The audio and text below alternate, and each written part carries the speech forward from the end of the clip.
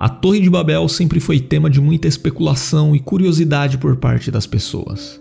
E muita gente não conhece o que realmente a Bíblia fala sobre ela e acaba acreditando em relatos que não possuem base bíblica. Mas neste vídeo, nós conheceremos um pouco mais sobre a Torre de Babel à luz da Bíblia. Inclusive, a expressão Torre de Babel, ela não aparece no Antigo Testamento, mas é o nome popularmente adotado para se referir à torre da cidade de Babel.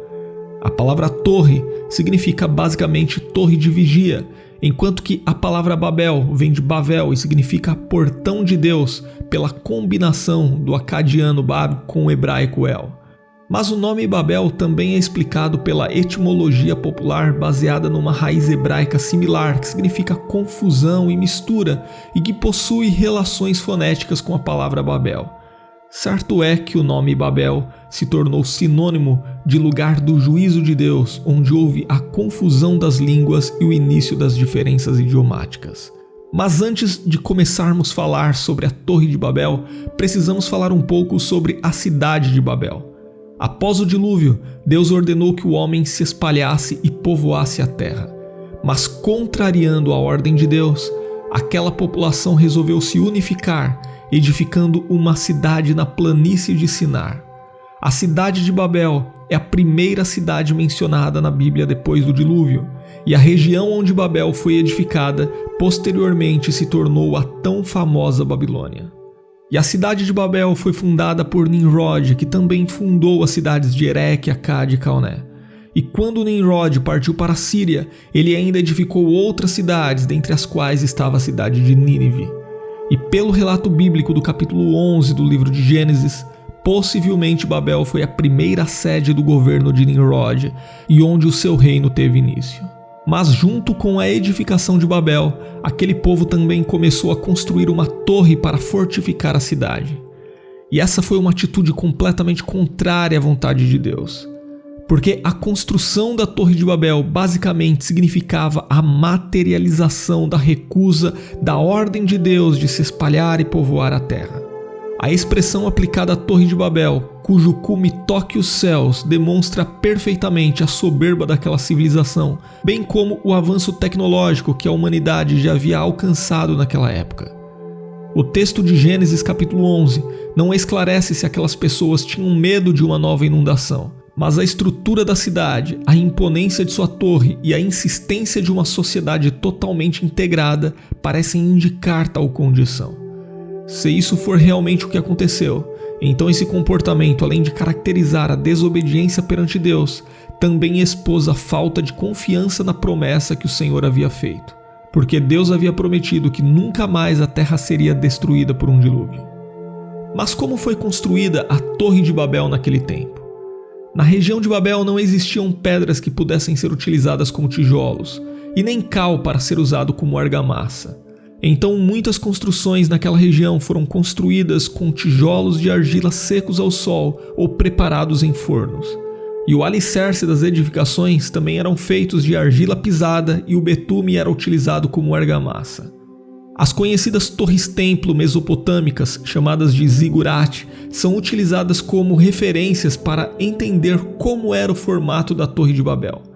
Essas torres eram retangulares, construídas em níveis e acessíveis por escadarias e rampas. Elas tinham um pátio que dava acesso ao segundo pavimento, e outras escadarias, geralmente externas, levavam ao topo da torre. Geralmente essas torres possuíam 3 níveis, mas há indícios de zigurates com até 7 níveis. No topo da torre havia um santuário onde ficava a imagem da divindade honrada pela edificação do zigurate. Mas esses são apenas parâmetros, porém não sabemos quantos níveis a Torre de Babel tinha. Nem é possível saber se na Torre de Babel havia a função de santuário, até porque provavelmente sua edificação ficou inacabada juntamente com a própria cidade quando houve a dispersão dos habitantes. Da mesma forma, também não se sabe exatamente o local em que a Torre de Babel foi construída. Apenas a região em que a cidade estava é que é conhecida. Devido a isto, existem algumas sugestões para o local da torre. Alguns intérpretes concordam com a tradição transmitida por judeus e árabes de que a Torre de Babel era o templo de Nabu, a cerca de 16 quilômetros ao sul da Babilônia. Essa torre-templo tinha 7 níveis, e a principal defesa dessa sugestão é que o nome dessa torre possivelmente é uma variação de uma expressão que significa Torre de Nimrod. A segunda sugestão defende que a Torre de Babel ficava localizada na cidade da Babilônia e seria um conhecido zigurate cujo nome significa a casa da fundação do céu e da terra. Essa construção era como uma pirâmide com degraus. Ela possuía aproximadamente 100 metros de altura. Essa construção foi conhecida na antiguidade como a Torre da Babilônia, e os habitantes daquele império acreditavam que o Deus cultuado por eles descia no templo da torre para ter contato com eles. Posteriormente, essa torre foi destruída por Xerxes, e o entulho dela provavelmente foi removido por habitantes da região, e no local ficou apenas uma enorme cratera. Outros estudiosos defendem que a Torre de Babel ficava a oeste de Bagdá, no Iraque. Porém, essa possibilidade não é muito considerada, principalmente pelo fato de a cidade localizada naquela região ter sido edificada apenas em 1400 a.C. Existe ainda uma tradição judaica que acredita que Deus mandou fogo do céu e consumiu toda a Torre de Babel, incluindo seus alicerces, sendo impossível localizá-la. E também existe outra tradição que afirma que a Torre de Babel pode ter sido derrubada pela força do vento e que nada sobrou dela.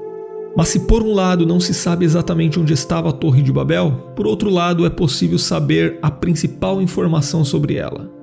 Tanto a cidade de Babel quanto sua torre representam de forma concreta a ambição do homem desde os tempos mais remotos. A Torre de Babel é uma figura clara da insistência humana em desobedecer às ordens do Senhor. A mensagem bíblica mais importante sobre a Torre de Babel diz respeito ao juízo de Deus que veio sobre aquele povo, trazendo a confusão das línguas e dando início à dispersão geográfica da humanidade e o surgimento das diversas culturas e variedades idiomáticas.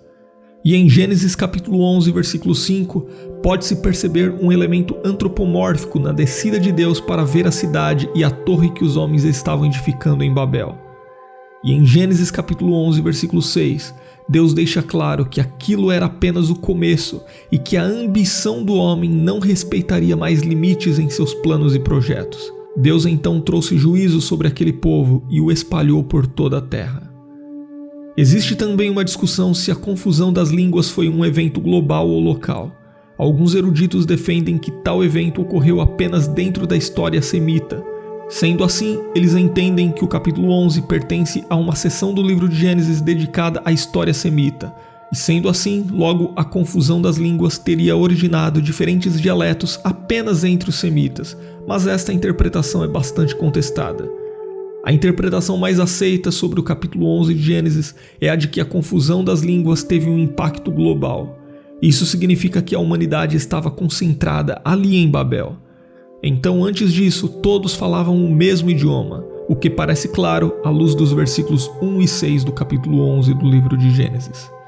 Então é possível que o autor de Gênesis tenha utilizado um método de organização e construção de texto onde a primeira parte do capítulo 11 antecede cronologicamente o capítulo 10. Isso significa que no capítulo 10 ele enfatiza a descendência de Noé e as divisões geográficas, enquanto que no capítulo 11 ele demonstra como ocorreram tais divisões com a dispersão da raça humana.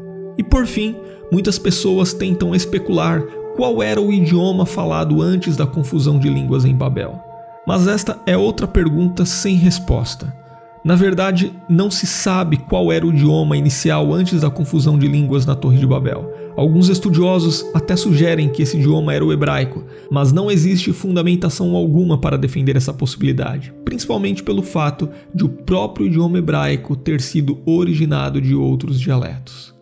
E isto é tudo o que de fato se sabe sobre a Torre de Babel. E se você ainda não se inscreveu em nosso canal, inscreva-se agora e ative também todas as notificações para você não perder mais nenhum vídeo por aqui.